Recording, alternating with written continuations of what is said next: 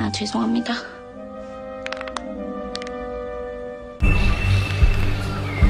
Please, guys. Up close and personal is more my style anyway.